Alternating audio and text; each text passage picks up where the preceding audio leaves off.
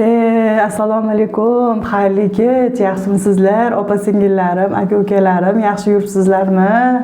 Meni kuzatmay qo'ydingiz, like, podpiska bosmay qo'ydingiz.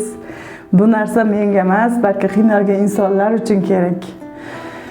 Meni maqsadim, meni profilim faqat yaxshi insonlar uchun, qiynalgan insonlar uchun.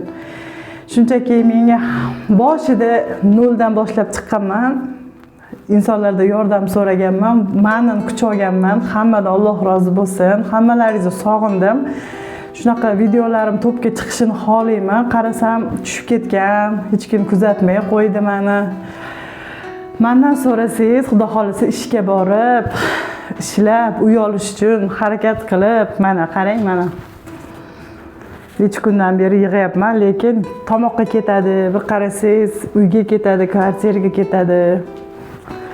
Peshona terim bilan yig'ayotgan pullarim, azizlarim, qiynalgan insonlar tushunadi. Kvartirada yashash oson emas. Yig'ilmaydi pul, buni bilasiz.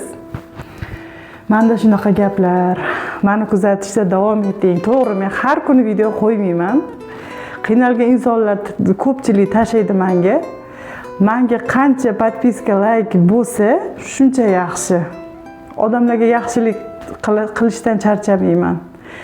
Sizlar ham menga yaxshilik qilishdan charchamay, like, podpiska bosib qo'ysangiz, inshaalloh sizni reyslaringizdan qiynalgan insonlar chiqsa, unga like, podpiska bossangiz, o'ziga to'q, Allohni suygan bir bandasi ko'rsa, yordam beradi degan umid bilan men shu narsaga qo'l urganman. Hammalaringizni Alloh uchun yaxshi ko'raman. Like, podpiska bosib davom eting. Rahmat sizlarga.